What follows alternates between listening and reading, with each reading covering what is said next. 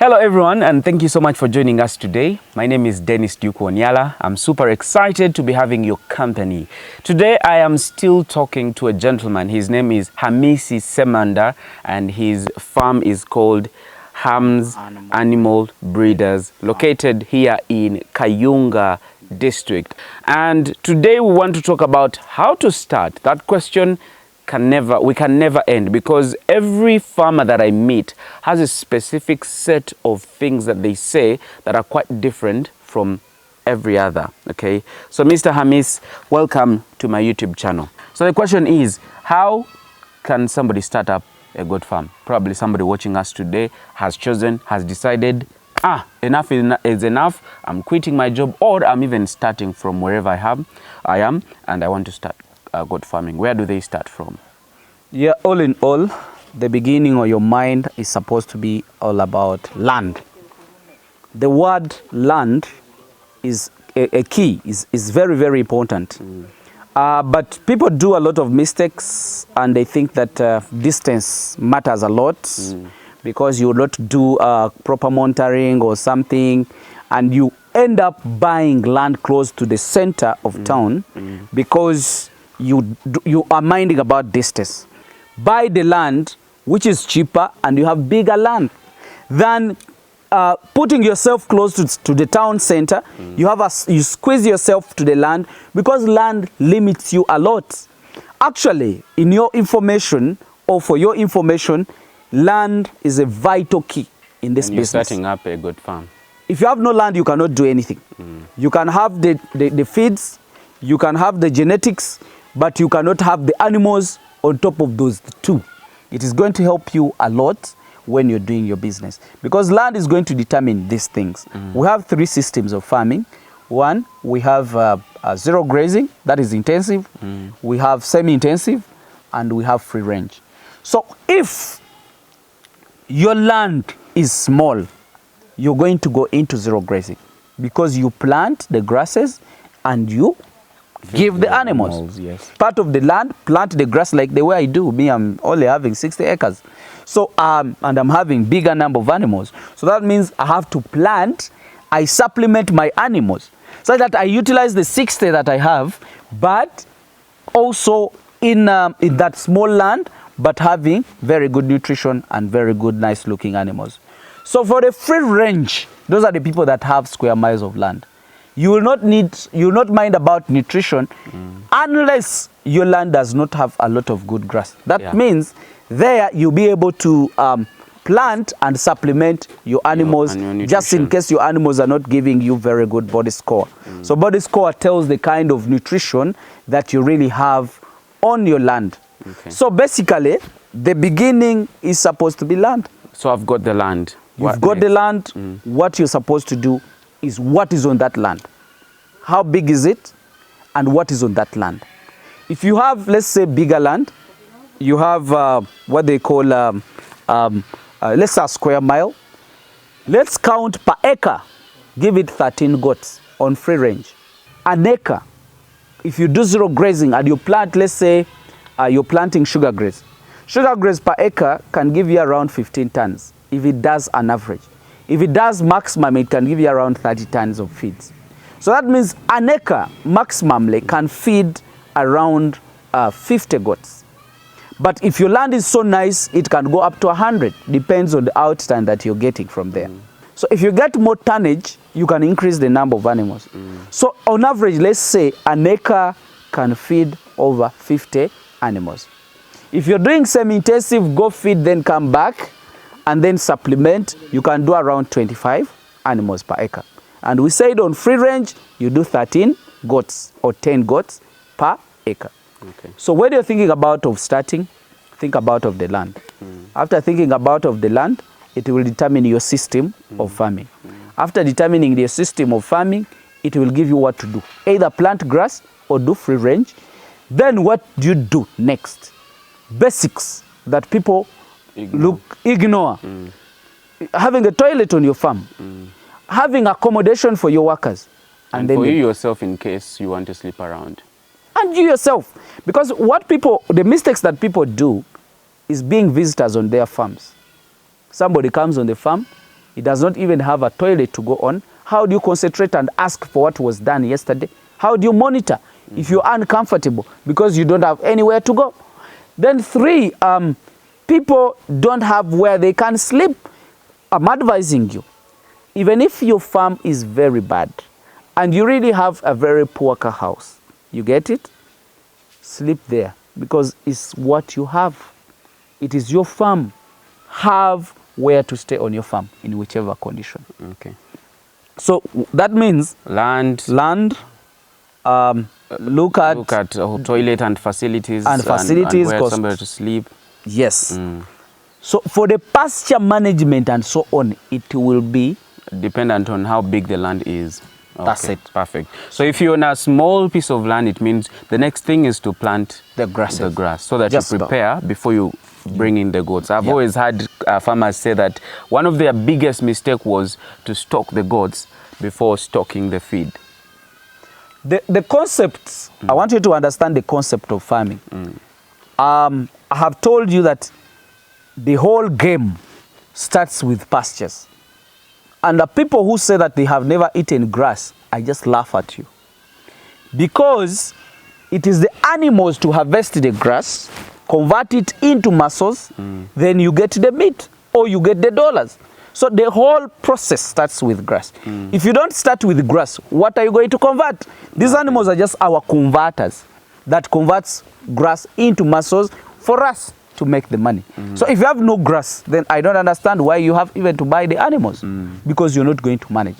And that's one of the reasons. If the guys don't also have very good nutrition, you might have grasses but less nutritious. The animal will not convert it and you'll get stuck on the way. So what you need to start is a hybrid. Me, I always emphasize to start with hybrids. But if you can't afford hybrids and you start with locals, it is also a start. But the only thing is that if you start with locals, you have to be very patient. You have to wait for some time to get the results. If you start in a highway or using the hybrids, you are on the right track because you're not going to take long to get the money. Actually, the sense of starting with hybrids vis-a-vis local, you're paying more time, and hybrids you start on time. So those are the two things. So when a person is thinking about starting of goat farming, think about all that thing. And also think about of water. Water harvest, either you do ground or you harvest water. But the moment, if you have no groundwater, if you have no lake with you, if you have no dam with you, harvest the water from your houses. The moment you put up the houses, just know you're going to put also the water harvesting system. Talking about water, yes. How important is it? You cannot do anything without water. Because even in digestion of animals, if they're not taking a lot of water, your animals will never attain weight. Why? Because they do less digestion, less conversion. So in things that you don't have to think to play with, don't play with water, don't play with feeds. Those are main things. Mostly water. Without water, don't think about doing goat farming. Okay. So after somebody has stocked, what next? After stocking the animals, then the management. The management is all about you. How do you approach your workers? How do you work with your workers? How do you manage everything? Then there we look at what they call disease management and the routines that we have talked about. Okay. Yeah. So what are the commonest illnesses that you've faced at your farm? The most common diseases that really affects us, those are that's heart water. Because heart water doesn't have a vaccine as per now. It's a heart-borne disease. Sorry, it's a it's a tick-borne disease. Okay. It's always attacks us. Actually, it's carried by ticks. It's the ticks that really causes that kind of disease. Okay. That disease, it's a disease that really comes and attack an animal. Looks to be healthy as per now, but in the evening it comes back, collapse and dies. Because it always accumulates a lot of water in the heart, and that animal fails, the heart fails to pump the blood because the muscles of the heart have really weakened. So That is one of the diseases that really affects us. You. And me, I always call it a layman's disease because it is preventable unless if the drugs or the acaricides have failed to become work. Resistant. The ticks become resistant to the ticks become resistant today. But if you, the moment you sense that, change the drug immediately. Okay. And then these other diseases are vaccinatable. Have a chart of vaccinating all your animals.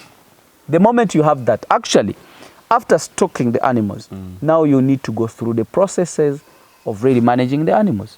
The process of managing the animals, those are the basics of vaccination, the basics of deworming, basics of spraying, and then managing the kids, because kids are the dollars. Yeah, the kids the are end your point is the profit. Exactly. So, and some people less care about kids, not knowing that that's the reason why you bought land, why you planted pastures, why you introduced the animals, why you drive your car to the farm.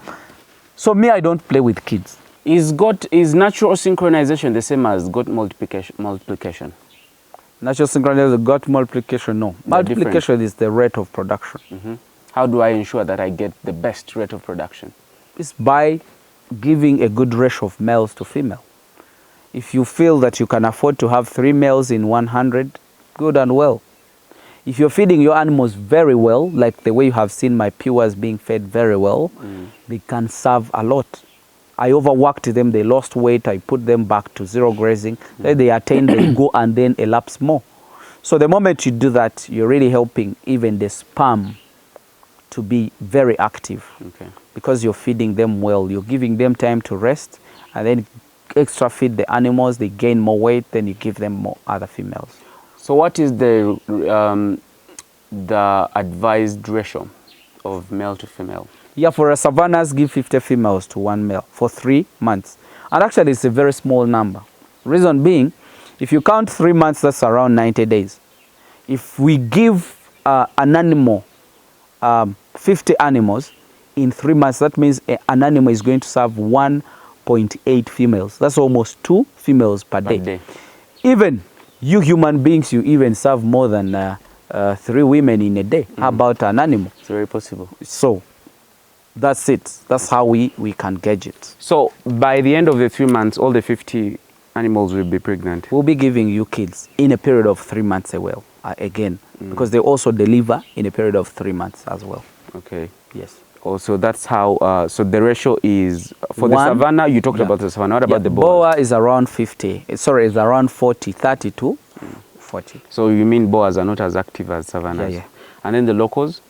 The locals can do 50, even 60. Wow. They're very active, very aggressive. Okay. Yes. So you talked about, what are the different exotic breeds? We only know of savanna, red Kalahari, and then the boas. Is that all? No. In the exotic space?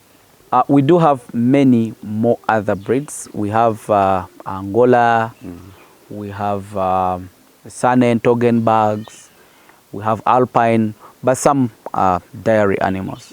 So Alpine is a dairy, Toggenburg is a dairy, Saanen is a dairy, Angola is also dairy, Anglo-Nubian is a duo. Yes, Anglo-Nubian, yes. Yeah. So boas, savannas, but me basically I'm doing 3. I'm doing savanna, I'm doing boa, and Kalahari. Though there is some animals that I would like maybe to go into them. Some people left us behind. Somebody builds up his breed and names it his name. I saw Aisha, I saw Honamli. You know, there are many animals that are there. But basically what we know, those are the 3. Why didn't you choose to do dairy farming? Isn't it as profitable as this one? Dairy farming is hectic.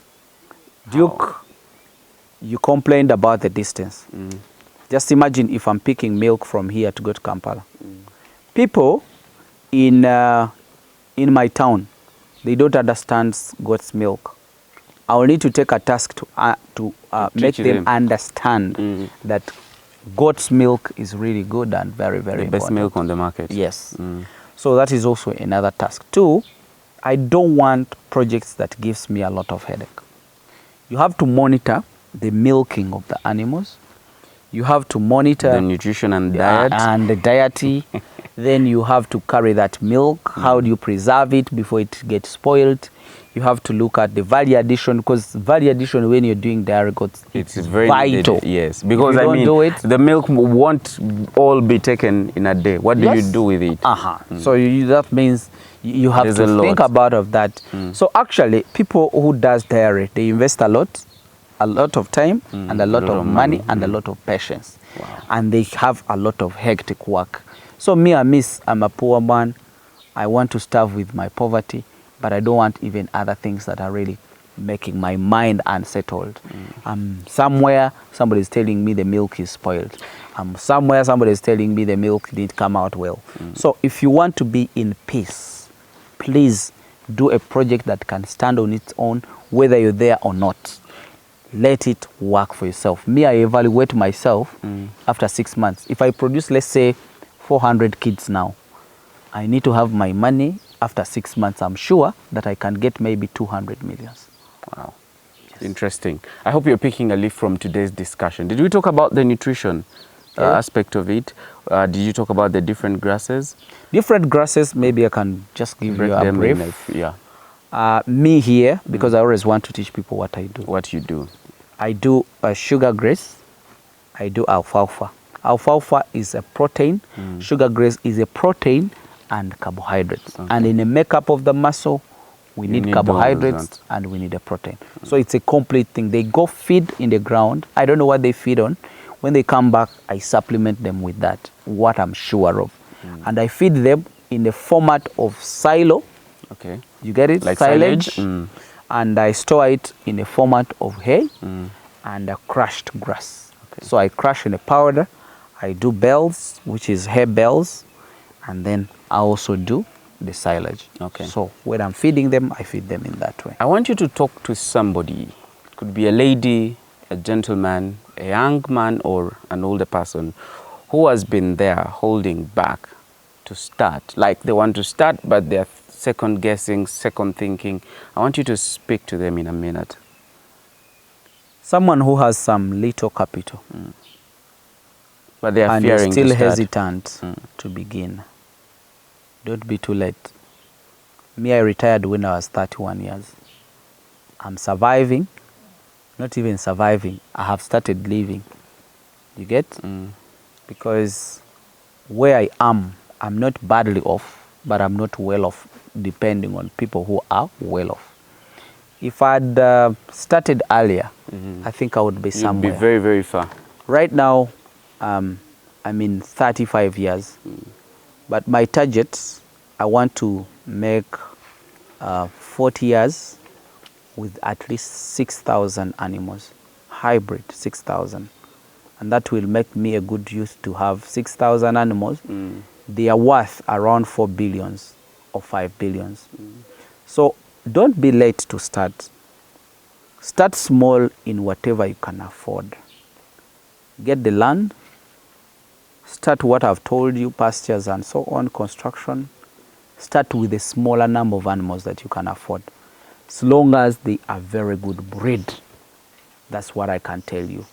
Don't fear to start. Okay. Never and never lag behind to start. I'm telling you the truth, you have a job today, tomorrow you might not have a job. And for your information, many people are graduating. And there is nowhere that we are going to accommodate them. Unless you and me and him, we are going to make our project successful and we accumulate jobs, and then we harvest our friends. They come and work with us. Okay. Yes. Thank you so much, Mr. Hamis Semanda, for speaking to Dennis, Duke of Uganda. Yes. And thank you so much, our lovely viewers, for always watching and always supporting us.